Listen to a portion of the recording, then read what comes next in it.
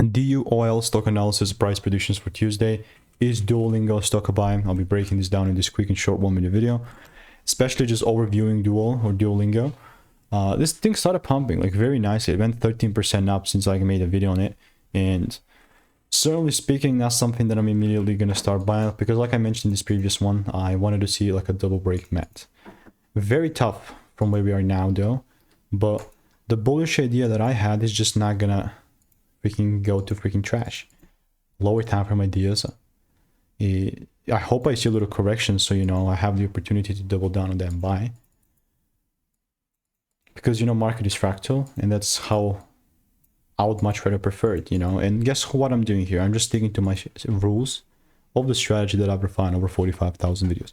So let me know what is your opinion, and if you want to stay tuned and get free money making emails and insights, click the first link in the description and I'll continue to keep you updated. So goodbye and enjoy.